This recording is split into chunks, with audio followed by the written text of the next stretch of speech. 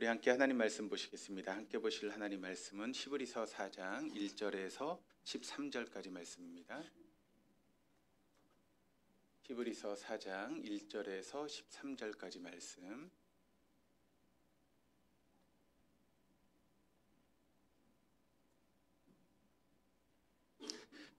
우리 한 절씩 교독하시겠습니다. 그러므로 우리는 두려워할지니 그의 안식에 들어갈 약속이 남아 있을지라도 너희 중에는 혹 이르지 못할 자가 있을까 함이라.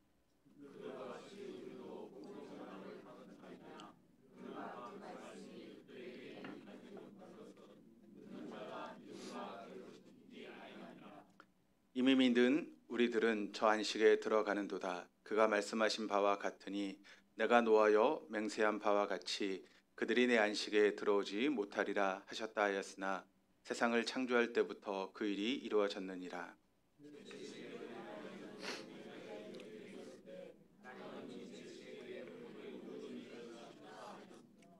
또 다시 거기에 그들이 내 안식에 들어오지 못하리라 하였으니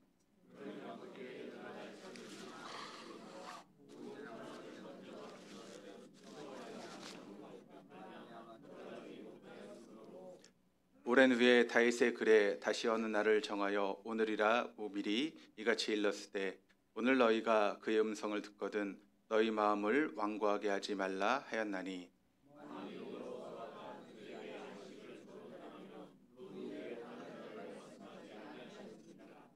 그런즉 안식할 때가 하나님의 백성에게 남아 있도다.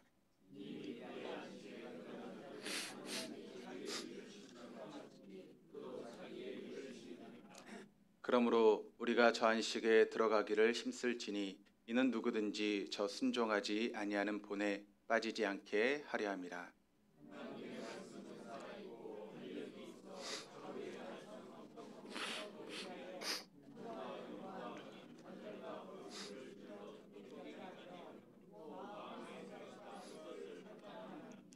같이 읽겠습니다. 지으신 것이 하나도 그 앞에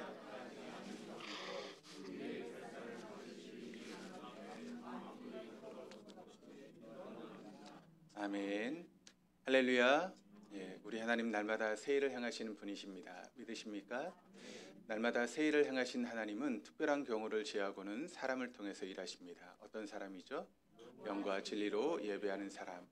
영으로 예배한다라고 하는 것은 성령의 이끄심을 따라 예배하는 것이고 또 진리로 예배한다라고 하는 것은 진리의 말씀 앞에 우리의 삶을 조종하고 순종하는 것입니다.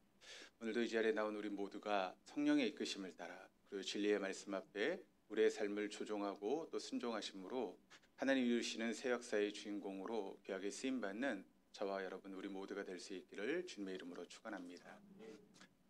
여러분 우리가 운전할 때 제일 먼저 해야 되는 것은 뭐라고 말씀을 드렸죠? 안전벨트를 매는 것이다 라고 말씀을 드렸습니다. 그래야지 혹시 모를 사고에서 우리가 안전할 수 있기 때문에 그렇습니다. 우리가 안전벨트를 생명줄이라고 이야기하는 이유가 바로 거기에 있는 것이죠.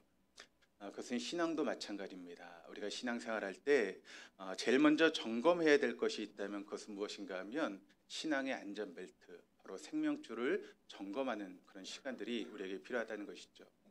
하나님께서 우리에게 주신 신앙의 안전벨트는 4가지가 있다고 말씀을 드렸습니다. 첫 번째는 주일 성수, 바로 신앙의 시테크입니다. 그리고 두 번째는 11조, 신앙의 재테크입니다. 세 번째는 목장 참석, 그리고 네 번째는 봉사, 연합교회 사역, 이렇게 4가지를 하나님께서 우리에게 신앙의 생명줄로 주셨습니다. 주일 성수와 11조는 하나님과 우리의 관계 속에서 이루어지는 것입니다. 그래서 우리가 개인적으로 하나님께 나아가고 하나님과 올바른 관계를 맺어야 되는 것이라면 목장 참석과 또 봉사, 연합교회 사역은 우리가 수평적으로 이루어지는 것이죠. 그래서 우리 이웃들인 형제 자매들과 함께 잘 이뤄가야 되는 것이 바로 목장이라든가 봉사 활동입니다. 그러니까 이것이 우리에게 시줄과 날줄이 되어서 우리를 안전하게 지켜준다라고 하는 것이죠. 오늘은 함께 말씀을 통해서 주일 성수에 대한 말씀을 여러분과 함께 나누면서 은혜를 받으려고 합니다. 그럼 하나님께서 선악과를 만드신 이유가 뭘까요? 이 질문에 답하기 위해서는 먼저 선악과가 무엇인지를 우리가 먼저 알아야 되는데, 선악과라고 하는 것은 그 이름의 뜻처럼 선악을 알게 하는 나무, 그것이 바로 선악과입니다. 그런데 거기에는 더 놀라운 하나님의 그런 더 깊은 뜻이 담겨져 있죠. 선악과는 하나님과 우리 인간 사이에 세워진 하나님의 법이다라고 이해하는 것이 맞습니다. 그래서 하나님과 인간을 구분하는 법이 바로 선악과라는 것이죠. 하나님이 천지를 창조하시고 모든 만물을 다스리고 통치하는 그런 권세를 하나님 우리 인간에게 주셨습니다. 그래서 우리 인간은 모든 만물을 다스릴 수 있는 그런 존재가 되었습니다. 그래서 인간과 자연의 그런 관계는 정리가 되었습니다. 남아있는 것은 우리 인간과 하나님의 관계를 우리가 정리해야 되는데, 아담이 자신이 언제나 하나님의 피조물임을 되새기고 하나님께서 우리의 주인 되심을 우리가 알 수 있도록 만든 것이 무엇인가 하면 그것이 바로 선악과라고 하는 것입니다. 그래서 아담은 선악과를 볼 때마다 어떤 생각을 하게 되는가 하면 나는 하나님의 피조물이야. 우리 하나님은 우리의 주인이 되시는 분이야. 그렇기 때문에 우리는 언제나 그 주인 되신 나의 창조주 되시는 하나님 말씀에 순종해야 돼라고 하는 것을 선악과를 볼 때마다 그는 경험하고 또 생각하게 되었을 것입니다. 그런데 여러분, 그 아담과 하와가 선악과를 따먹었다라고 하는 것은 무슨 의미가 있겠습니까? 우리가 선악과를 따먹음으로 인해서 죄가 우리에게 들어오고 또 그로 인해서 우리가 죽음과 고통이 더해지게 되었는데, 왜 선악과를 따먹은 것이 우리에게 죄가 되고 그것을 통해서 우리에게 이와 같은 놀라운 고통과 어려움이 주어지게 된 것일까요? 인간이 선악과를 따먹었다라고 하는 것은 그저 단순히 과일 하나를 따먹은 것이 아니라는 것입니다. 그것은 하나님의 말씀에 대한 불순종입니다. 의도적으로 인간이 하나님의 말씀과 명령을 어긴 것입니다. 하나님이 하나님 되시고 우리가 피조물 된 그 경계를 고의적으로 넘어버리고 고의적으로 파괴한 것이 바로 선악과를 따먹은 행동이 되었다는 것이죠. 그래서 사실 인간은 하나님과 교제하며 살아갈 수 있도록 그렇게 만들어진 존재인데, 인간이 선악과를 따먹으로 인해서 창조의 법칙을 깨버리고 말았다는 것입니다. 그래서 선악과 사건은 하나님께 대한 인간의 불순종의 사건이다라고 이야기할 수 있습니다. 그 말은 다른 의미로 이야기를 하면 내게 더 이상 하나님이 필요 없다라고 하는 의미입니다. 내 인생은 나의 것이기 때문에 내 마음대로 내 생각대로 내 방법대로 살아가겠다라고 하는 것이 바로 선악과의 사건에 담겨있는 의미가 되는 것입니다. 그런데 이것은 단순한 사건이 아닙니다. 하나님과 친밀한 교제 속에 살아갈 때 인간은 여러분 에덴 동산에서 영원히 살아갈 수 있는 그런 존재였습니다. 그런데 인간이 선악과를 따먹으로 인해서 하나님의 법칙을 깨게 되었을 때 인간이 여러분 하나님과 교제가 끊어지게 되었고, 그때부터 우리 인간에게 죽음이 찾아왔습니다. 그래서 영적인 죽음이 찾아왔고 육체적인 죽음이 찾아왔고, 그리고 영원한 죽음이라고 하는 3단계의 그런 분리가 우리 인생 가운데 찾아오게 된 것입니다. 그렇다면 여러분, 그렇게 중요한 선악과가 지금 우리에게는 없지 않습니까? 그렇다면 지금 우리의 신앙생활 가운데 선악과 역할을 감당하는 것이 있다면 그것이 무엇이겠습니까? 그것이 바로 주일 성수와 11조라는 것입니다.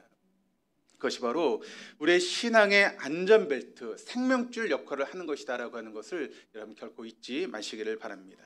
그러니까 여러분, 우리가 주일을 성수한다, 우리가 하나님 앞에 11조 생활한다라고 하는 것은 어떤 의미가 있는가 하면 하나님은 우리의 창조주가 되시는 분이시다라고 하는 것을 고백하는 것입니다. 그리고 우리는 그분의 피조물에 불과하다라고 하는 것을 고백하는 것이 바로 주일 성수와 11조 생활이다라고 하는 것을 여러분 우리가 알아야 됩니다. 오늘은 주일 성수에 대해서 함께 말씀을 보려고 하는데, 우리가 주일 성수에 대해서 말씀을 나눌 때 먼저 기억해야 될 것이 있습니다. 그것은 무엇인가 하면, 많은 사람들이 주일 성수하면 어떻게 생각을 하는가 하면 주일 예배를 드리는 것을 주일 성수다라고 그렇게 생각하시는 분들이 많이 있습니다. 그래서 주일 예배를 드리고 나면 나는 주일 성수했어라고 그렇게 생각하시고 말씀을 하시죠. 근데 여러분, 그것은 착각입니다. 우리가 아침에 일찍 나와서 빨리 예배를 드리고 나서 회사에 출근하거나 혹은 가게 문을 열거나 자기 하고 싶은 취미 생활을 해도 된다라고 그렇게 생각하시는 분들이 많다는 것입니다. 그러나 주일 성수는 그것이 주일 성수가 아닙니다.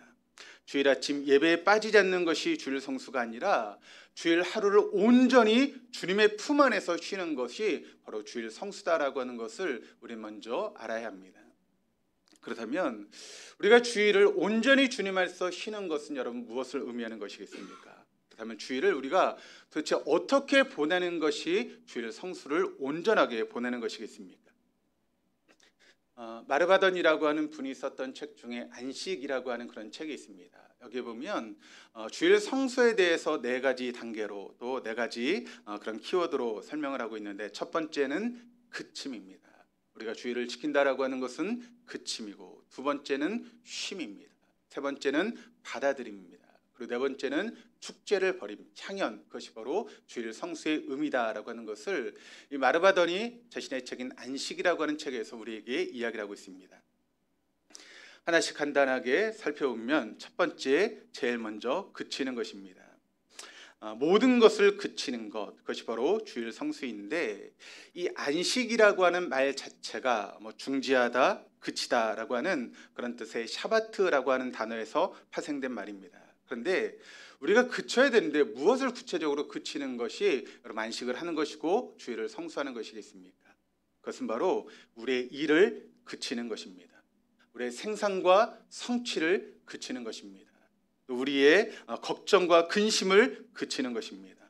또 세상의 유혹에 쫓아가려고 하는 우리의 일을 그치는 것, 그것이 바로 진정한 의미의 안식이고 그것을 그치는 것입니다. 하나님 우리에게 진정으로 원하시는 것은 이런 일체의 그침으로 우리가 하나님 앞에 나와 온전히 하나님을 높이기 시작하고 또 그 시간을 온전히 구별해 나가는 것, 그것이 바로 진정한 안식의 의미라는 것입니다. 왜 그렇게 해야 됩니까? 여러분, 요즘 우리 현대인들에게 가장 문제가 되는 것이 있다면 무엇이겠습니까? 바로 우리 몸의 그런 질병의 주범을 우리가 이야기를 할 때 스트레스라고 이야기를 하지 않습니까? 그런데 그런 스트레스의 주된 원인이 무엇인가 의사들이 이야기를 할 때 그것은 무엇인가 하면 우리가 너무 분주하게 삶을 살고 있다, 일이 너무 많다라고 하는 그런 이야기들을 의사가 하고 있습니다. 병원에 가면 혈압이 되었든 당뇨가 되었든 콜레스테롤이 되었든 우리가 병원을 가지 않습니까? 그러면 의사가 빼놓지 않고 하는 이야기가 여러분 어떤 이야기를 하죠? 운동해야 된다라고 하는 이야기와 함께 스트레스를 줄여야 됩니다라고 하는 그런 이야기를 하지 않습니까? 왜냐하면 모든 질병의 주범이 바로 스트레스이기 때문에 우리가 스트레스를 줄이는 그런 삶을 살아가야 된다. 그런데 스트레스를 줄인다라고 하는 것은 일을 줄이는 것이다라고 그렇게 이야기를 합니다. 그게 모든 질병의 원인이기 때문에 그렇죠. 그렇기 때문에 우리 스트레스로부터 해방돼야 되는데 그것은 바로 우리가 일을 조금 줄이는 것으로부터 시작될 수 있다는 것입니다. 그리고 우리의 모든 것을 그치되 우리가 가지고 있는 걱정들, 또 근심들, 불안들, 그런 모든 긴장을 그치는 것, 그것을 의미하고 있습니다. 그런데 여러분, 그냥 무조건 그치라는 것이 아닙니다. 그것을 그치는 대신에 우리가 해야 될 일이 있다는 것입니다. 우리가 일을 그치고 이 주일에 나와서 우리가 해야 될 일이 있는데 그것이 무엇인가 하면 모든 것을 그치고 우리가 쉬면서 그 주일 하루만은 조용히 지나간 한 주간을 우리가 돌아보는 그런 시간들을 이 주일의 시간을 통해서 우리가 가져야 된다는 것이죠. 그리고 한 주간의 삶을 돌아볼 때 우리의 삶 가운데 역사하셨던 에베네셀의 하나님을 우리가 기억하고 그 하나님을 다시 한번 되새기는 시간을 가지는 것이 바로 진정한 주일의 의미라는 것이죠. 연초가 되었든 월초가 되었든 또 주초가 되었든 여러분 그 일을 시작할 때 우리의 삶 가운데 문제가 있는 그런 일들이 있지 않습니까? 그런데 그런 문제 때문에 때로는 땅이 꺼질 것 같은 그런 한숨을 내쉴 때가 우리의 삶 가운데 있다는 것입니다. 그런데 여러분, 그런 삶 가운데 우리가 한 주를 돌아보니까 그것마저도 에베네셀 되신 하나님께서 우리의 삶을 지키시고 인도하셔서 모두 다 지나가게 하셨던 하나님의 은혜가 있었기에 우리가 이 자리까지 나온 것 아니겠습니까? 그러므로 주일을 우리가 지킨다라고 하는 것은 바로 지나간 한 주 동안 우리의 삶 가운데 역사하셨던 그 에베네셀의 하나님을 우리가 기억하고 그 하나님과 함께하는 시간이 바로 주일의 온전한 주일 성수의 시간이라는 것이죠. 뿐만 아니라 모든 것을 그치고 앞으로 살아갈 한 주간을 바라보는 것입니다. 그리고 한 주간 동안 우리에게 여호와 이레 되신 하나님을 우리가 기대하고 소망하며 그 하나님과 함께하는 시간을 갖는 것입니다. 주일 온전히 내가 축하하면서 그 가운데 에베네셀의 하나님을 돌아보고 한편으로는 여호와 이레 하나님을 우리가 기다리고 기대하면서 그렇게 한 주간을 보내는 것입니다. 그러면 나도 모르는 사이에 우리가 가지고 있었던 걱정과 근심이 사라지게 됩니다. 그리고 그 자리에는 세상에 알 수도 없고 줄 수도 없는 하나님만이 주실 수 있는 평강이 우리의 마음 가운데 우리의 마음을 다스리게 되는 것이죠. 그럴 때 우리의 삶 가운데 어떤 문제가 있고 어떤 걱정의 시간들이 있다 할지라도 그것 때문에 걱정하지 않고 하나님 주시는 평강 가운데 우리가 온전하게 하루를 보내게 되는 것입니다. 뿐만 아니라 그런 삶을 살아갈 때 평강의 하나님, 평화의 하나님을 우리가 만나는 그런 놀라운 역사가 바로 이 주일 시간을 통해서 우리에게 주어지게 된다는 것입니다. 둘째, 안식이라고 하는 것은 쉬는 것입니다. 안식이라고 하는 이 샤바트가 그치다, 중지하다라고 하는 그런 뜻도 가지고 있지만 두 번째 의미는 쉰다라고 하는 그런 의미를 가지고 있습니다.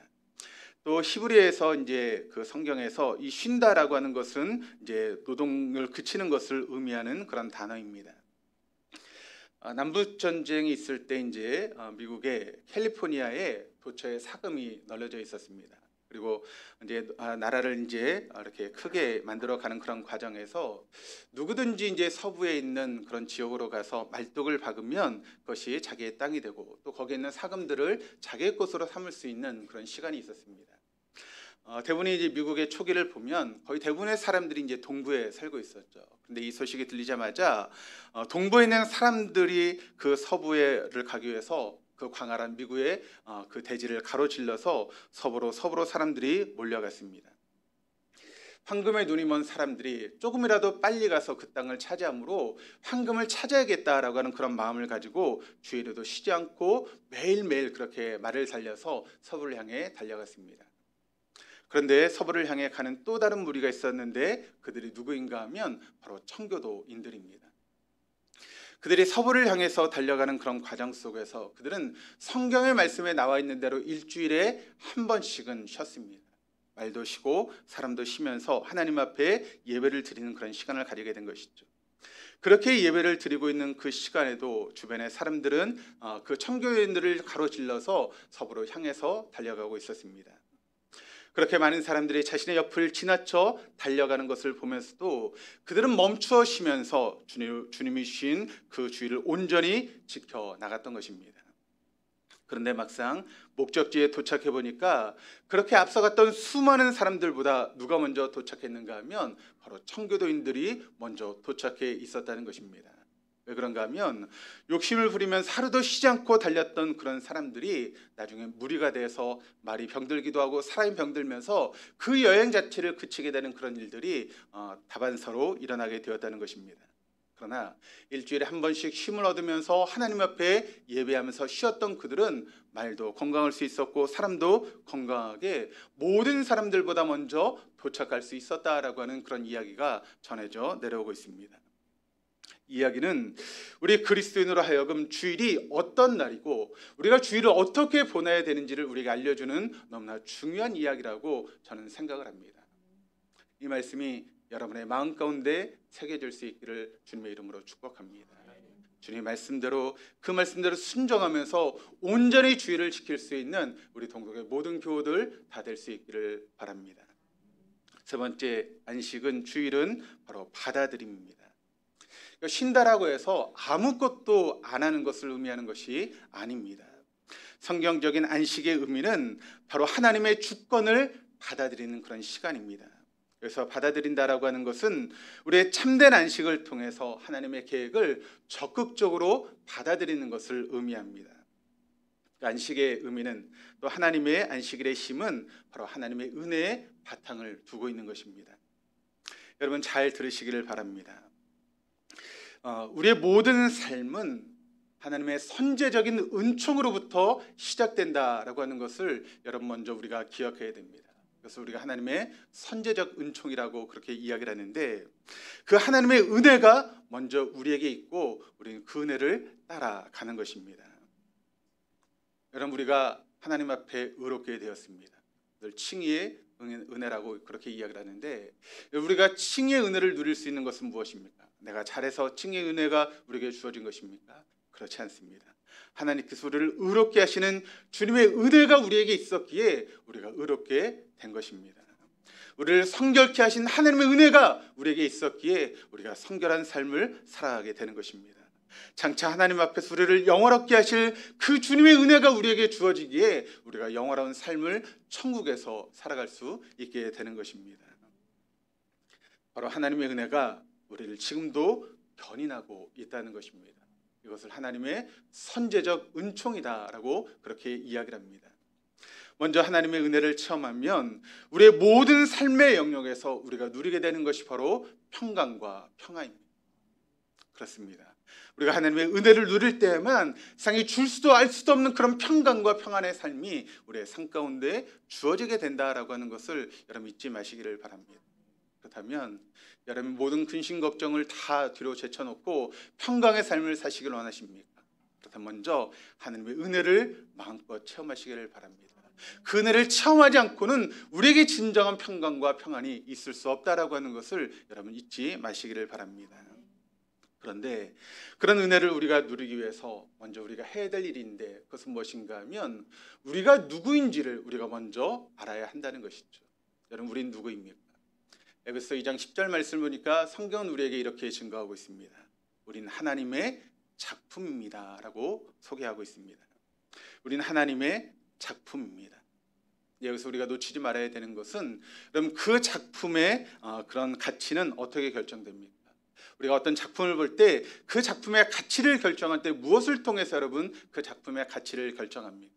그것은 바로 누가 그 작품을 만들었냐에 따라서 작품의 가치가 달라지게 되는 것이죠. 여러분 우리는 누구의 작품입니까? 하나님의 작품입니다. 천지만물을 창조하시고 지금도 천지만물을 주관하시는 하나님의 작품이다라고 하는 것을 여러분 믿지 마시기를 바랍니다. 주일이 되었다. 우리가 주일을 성수한다라고 하는 의미는 바로 이것을 우리가 확인하는 시간을 갖는 것입니다.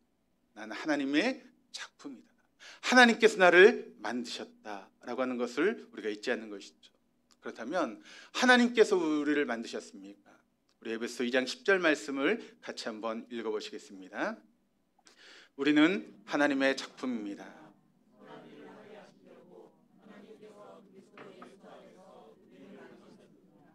하나님께서 이렇게 미리 약속하신 것은 우리가 선한 일을 하며 살아가게 하시려는 것입니다. 자, 우리가 하나님의 작품이다라고 하는 것은 무슨 뜻을 가지고 있습니까? 우리가 우연하게 진화되어서 만들어진 그런 존재가 아니라는 것이죠. 하나님의 작품이라고 하는 것은 하나님의 어떤 목적을 가지고 우리를 만드셨다라고 하는 의미입니다. 여러분이 만약 뭔가를 만드시는데 아무 생각 없이 여러분 뭔가를 만드십니까? 다 필요하고 어떤 목적이 있기 때문에 뭔가를 만드는 것 아니겠습니까? 하나님께서 우리를 만드셨다라고 하는 것은 우리 한 사람 한 사람을 향한 하나님의 계획이 있고 섭리가 있고 목적이 있다라고 하는 그런 의미가 되는 것이죠. 그렇다면 왜 하나님께서 우리를 만드셨습니까? 에베소 2장 10절 말씀을 보니까 이렇게 이야기를 합니다. 우리는 하나님의 작품입니다. 뭘 하려고요? 선한 일을 하게 하시려고. 하나님은 우리를 선한 일을 하게 하기 위해서 우리를 만드셨다라고 하는 것을 분명하게 이 성경 말씀을 통해서 우리에게 이야기를 하고 있습니다. 여기 선하다라고 하는 말은 히브리 말로는 좋다라고 하는 그런 의미입니다. 그리고 이 단어는 유대인들에게 아주 특별한 의미를 가지고 있는 그런 단어입니다. 우리가 생각하는 선하다라고 하는 그런 의미와는 조금 다른 의미가 있습니다. 우리가 선한 일을 한다라고 하면 우리의 머릿속엔 보통 뭘 생각합니까? 구제를 하고 봉사를 하고 그런 것을 선하다라고 생각을 하지 않습니까? 그런데 유대적인 관점에서 선하다라고 하는 것은 그런 의미가 아닙니다. 유대교에서 의미하는 선하다라고 하는 것은 제 기능을 다한다라고 하는 그런 의미를 가지고 있는 것이 바로 선하다 혹은 좋다라고 하는 단어입니다. 그럼 세상에 지금 80억이 넘는 인구가 살고 있다라고 합니다. 그런데 이 80억이 넘는 인구들 중에서 하나님이 나를 통해서 이루실 일이 있기 때문에 우리를 만드셨다는 것이죠. 그것이 바로 제 기능을 다하는 것입니다. 그리고 여러분, 우리가 하나님께서 나를 어떤 목적을 가지고 나를 만드셨다라고 하는 그런 마음이 있다면 우리가 다른 사람을 부러워할까요? 예를 들어서 제가 지금 목회자로 이 강단에 섰습니다. 하나님께서 저를 이 동덕교회 담임 목사로 세우시기 위해서 저를 목회자로 세우셨다라고 제가 그것을 깨닫고 알고 있다면 제가 여러분 다른 교회 목사님들을 부러워하겠습니까? 어떻게 생각하세요? 그래도 부러울 수 있겠지만 만약 그런 생각이 저에게 가득하다면 제가 다른 목사를 부러워할 필요가 없죠. 그렇다면 만약 제가 누군가를 부러워한다라고 하는 그 의미는 여러분 무엇입니까? 하나님 저를 동덕교회 담임 목사로 세운 목적을 제가 잃어버렸기 때문에 다른 교회 목사님을 부러워하고 큰 교회를 부러워하는 그런 삶을 살게 되는 것입니다. 만약 하나님께서 나를 만드신 목적을 우리가 분명하게 알고 있다면 그런 사람 누구도 부러워하지 않습니다. 그런 사람은 돈 때문에 비굴하게 인생을 살아가지 않습니다. 하나님 이것을 위해서 나를 만드셨고 이것 때문에 지금까지 나를 살려주셨다라고 하는 그런 마음이 우리에게 강하게 자리 잡고 있기 때문인 것이죠. 그래서 나는 그 제 기능을 다하겠다. 나를 지금도 세우시고 나를 목적하시는 그 하나님의 뜻 안에서 내가 이 일을 감당하겠다라고 하는 그런 사람에게는 어떤 상황 가운데도 흔들리지 않고 그 길을 이루어 나가게 되는 것입니다. 그것을 위해서 하나님께서 우리를 창조하셨습니다. 그것을 위해서 지금도 하나님께서 우리에게 생명을 부여하고 있다라고 하는 것을 여러분 잊지 마시기를 바랍니다. 우리가 주일을 지킨다라고 하는 것은 이 주일 하나님 앞에 나와서 그것을 여러분 듣는 것입니다. 하나님께서 나를 작품으로 만드셨다. 난 하나님의 걸작품이다. 나를 통해서 지금도 이루시기 원하시는 하나님의 뜻이 내게 있다라고 하는 것을 우리가 이 주일 예배를 시간을 통해서 계속 그것을 듣고 그것을 깨닫고 그런 삶을 살아가는 것이 바로 이 주일을 온전히 성수하는 그런 사람들의 모습인 것입니다. 그러니까 여러분 우리가 이 자리에 나와서 어떤 인문학 강의를 듣는 것이 아닙니다. 뭐 만담회를 들으려고 우리가 이 자리에 나와 있는 것이 아닙니다. 우린 지금 이 시간 나를 부르신 그 하나님의 목적을 우리가 깨닫고 나를 사랑하시는 그 하나님의 사랑의 음성을 듣기 위해서 우리가 이 자리에 이렇게 나와서 하나님 앞에 예배하는 것입니다. 내가 누구인가? 난 하나님의 걸작품이다. 내가 이 세상에 존재하는가? 나는 선한 일을 하기 위해서 내가 지금도 존재하고 있다라고 하는 것을 우리가 그것을 깨닫고 듣는 시간입니다. 다시 말하면 내가 아니면 누구도 할 수 없는 그 일을 하라고 주일마다 그것을 다시 한번 내가 받아들이는 것입니다.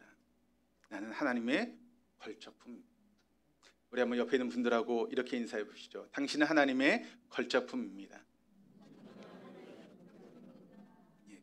여러분 하나님의 걸작품입니다. 이를 위해서 내가 지금도 존재하고 있고 이를 위해서 하나님께서 내게 생명을 주셨다라고 하는 것을 우리가 받아들이고 그것을 듣는 것, 그것이 바로 온전한 주일 성수의 시간입니다. 그것이 바로 받아들임입니다. 네 번째는 잔치를 버리는 것입니다. 여기 잔치를 버린다라고 하는 말의 의미는 한마디로 종말론적인 잔치를 이야기하고 있는 그런 내용입니다. 종말론적이라고 하는 말의 뜻은 하나님과 함께하는 잔치를 의미하는 것이죠. 그러니까 지금 현재적인 기쁨과 동시에 장차 우리에게 임할 하나님의 놀라운 그런 은혜, 또 천국에서 우리에게 누리게 될 온전한 축제를 우리가 이 땅에서 미리 맛보며 살아가는 것, 그것이 바로 주일 성수의 그런 의미라는 것입니다. 지금 내가 이 땅에 살고 있지만 이 세상이 줄 수도 알 수도 없는 하나님만이 줄 수 있는 그런 기쁨과 평강이 우리가 주일 예배 시간에 경험하며 그것을 매일매일 누리며 살아가는 것입니다. 그것을 주일날 온전히 우리가 경험하게 되는 것이죠. 장차 임하게 될 영원한 안식의 기쁨을 우리가 주일 예배를 통해서 또 온전히 주일을 지킴으로 인해서 우리가 그것을 경험하게 되는 것입니다. 여러분 우리가 아파트를 분양받았다고 한번 생각해 보시기를 바랍니다. 그러면 우리가 이제 분양받을 집을 언제 어떻게 생겼나를 알기 위해서는 어떻게 해야 되죠? 모델하우스를 가보면 됩니다. 그러면 똑같은 평수에 똑같은 모양의 집을 우리가 보게 됩니다. 아, 이게 내가 살 집이구나. 그러면 가구를 어떻게 배치하고 어떻게 내가 이 집을 꾸미면 우리 집이 좋은 집, 아름다운 집이 될 수 있구나라고 하는 것을 모델하우스를 통해서 여러분 미리 경험하게 되는 것 아니겠습니까? 우리가 이렇게 잔치를 벌인다라고 하는 것은 바로 우리가 이 땅에서 모델하우스를 경험하는 것입니다. 우리가 영원히 가야 될 그 천국의 모델하우스를 이 땅에 우리가 이 예배 시간을 통해서 이 주일을 통해서 온전히 경험하게 되는 것이죠. 어디서 경험하는 것입니까? 바로 목장을 통해서 경험하는 것입니다. 믿음의 공동체를 통해서 우리가 경험하는 것입니다. 또 우리가 주일날 하는 그런 봉사 사역을 통해서 이와 같은 것을 경험하게 되는 것이죠. 그것을 경험하면서 우리가 공동체 안에서 하나의 가족이 되었다는 것, 또 교제하고 대화를 하면서 친밀한 우정을 나누는 것, 그것이 바로 믿음의 공동체에서 누리는 교제의 그런 놀라운 축복이다라고 하는 것을 여러분 잊지 마시기를 바랍니다. 우리가 주일 식사가 끝나면 목장별로 이제 설거지를 하게 됩니다. 근데 요즘 목장들이 이제 설거지를 하게 되는 것을 보면 제 마음이 그렇게 흐뭇한 마음이 들 수가 없습니다. 함께 설거지를 하면서 막 웃음이 터지고 또 설거지가 끝나면 그 목장의 어른들이 수고했다라고, 물론 우리 교회도 커피가 있지만 옆집에 이제 커피숍이 있지 않습니까? 거기서 커피를 해가지고 수고한 그런 목원들을 이렇게 대접하는 그런 모습을 볼 때마다 참 마음에 감동이 있고 기쁨이 있습니다. 그것이 우리가 앞으로 가게 될 천국의 모습이 아닌가라고 하는 그런 생각이 제 마음 가운데 있습니다. 제가 이 말을 하는 건 목장의 어른들이 수고하시면 앞으로 커피를 사라는 것입니다. 그리고 요즘 다음 세대의 그런 예배가 끝나면 아이들이 집에를 갈 생각을 안 해요. 예배가 끝났는데도 집에를 가지를 않습니다. 그리고 남아가지고 자기들끼리 놀고 막 신나게 그렇게 노는 모습들을 제가 보게 됩니다. 그리고 학생들도 마찬가지입니다. 학생들 예배가 끝나면 옛날에 얼굴을 볼 수 없을 정도로 종족을 감췄던 아이들이 요즘 계속 남아 있습니다. 그럼 자기네들끼리 악기를 연습하기도 하고 또 같이 뭐 커피를 마시기도 하고, 모여서 뭐가 그렇게 좋은지 막 낄낄거리고 막 웃고 떠드는 그런 모습을 볼 때마다 제 마음에 이렇게 흐뭇한 마음이 있습니다. 또 그것을 볼 때마다 제가 막 뭔가를 좀 사주고 싶은 그런 마음들이 제 마음 가운데 있습니다. 제가 이 말을 하는 건 왜 할까요? 앞으로 그 모습을 보시면 좀 사주라는 것입니다. 여러분, 이게 바로 주일 성수입니다. 주일 예배에 참석하는 것이 주일 성수가 아니라 하루 종일 주님 안에서 보내는 것, 그것이 바로 성경이 말하는 주일 성수이고, 그것이 바로 천국의 모델 하우스입니다. 지금까지 내용을 한번 정리해 보겠습니다. 주님이 나를 부르신 거예요. 그렇다면 그 자리에 내가 모든 걸 제쳐놓고 주님께 나아가는 것입니다. 그것이 얼마나 놀라운 축복인지를 우리가 먼저 깨달아야 되는 것이죠. 만왕의 왕이신 주님께서 나를 부르고 계시다. 그렇다면 어떤 스케줄보다 우리가 먼저 해야 될 것은 나를 부르신 주님 앞에 우리가 나아가는 것입니다. 그리고 중요한 것은 그치는 것입니다. 두 번째, 주님께 나와서 나와 모든 활동을 다 내려놓고 쉼을 얻는 것. 그리고 세 번째는 주님께서 나를 통해 하실 일을 기대하고 기다리는 것. 그리고 거기에 주님께서 하실 일을 내가 받아들이는 것이 바로 주일 성수입니다. 세상에서 내가 초라하고 보잘것없는 줄 알았는데 하나님께서 나에게 말씀하십니다. 너는 나의 걸작품이야. 너는 나의 걸작품이야. 내가 너를 통해서 놀라운 일들을 계획하고 있어라고 하는 그 주님의 음성을 우리가 이 주일을 통해서 온전히 받아들이고 그것을 누리게 되는 것이죠. 그리고 목장 식구들과 함께 또 사역하는 팀들과 함께 낄낄거리고 뭐 설거지를 하고 함께 즐겁게 교제하면서 그 시간들을 함께 축제를 벌이며 받아들이고 누리는 것, 그것이 바로 주일 성수의 모습이라는 것이죠. 여러분, 얘기를 들으니까 좋으시죠? 그렇게 하고 싶으시죠? 근데 그게 잘 되지 않지 않습니까? 왜 안 될까요? 그 이유가 무엇 때문일까요? 아마 제가 이렇게 이야기를 하면 어떤 분들은 속으로 이렇게 이야기하실 분도 계실 것입니다. 아니, 목사님 맨날 교회만 있으니까 그런 소리 하지, 우리가 세상에 나가서 얼마나 지금 힘들게 살고 있는지 아십니까? 내가 지금 세상에서 죽을 똥 살 똥 그렇게 살고 있는데 목사님 참 편한 소리 하고 있습니다라고 그렇게 마음에 생각하시는 분들이 혹시 한 분 계실지 모르겠습니다. 네. 이걸 가르쳐서 우리가 뭐라고 이야기를 하는가 하면 추리적 사고라고 그렇습니다. 여러분, 오늘 안식에 대한 말씀을 실제로 보면 11절 말씀으로 끝이 납니다. 그런데 이어지는 12절, 13절 말씀을 보시면 우리 한번 세 번역으로 같이 한번 읽어보시겠습니다. 하나님 말씀은 살아있고 힘이 있어서 어떤 양날칼보다도 더 날카롭습니다. 그래서 사람 속을 꿰뚫어 혼과 영을 걸러내고 관절과 골수를 걸러놓기까지 하며 마음의 품은 생각과 의도를 밝혀냅니다. 하나님 앞에는 아무 피조물도 숨겨진 것이 없고 모든 것이 그의 눈앞에 벌거숭이로 드러나 있습니다. 우리는 그의 앞에 모든 것을 드러내 놓아야 합니다. 11절까지의 말씀은 어떤 이야기를 하고 있는가 하면 주일에 대한, 안식에 대한 그런 이야기를 쭉 이어지다가 12절, 13절 말씀에서 어떻게 보면 전혀 문맥과 어울리지 않는 하나님 말씀에 대한 말씀이 툭 튀어나오고 있습니다. 왜 그럴까요? 주석학자들은 이 부분을 이렇게 설명을 합니다. 하나님 말씀을 그냥 허투루 듣지 말라는 것입니다.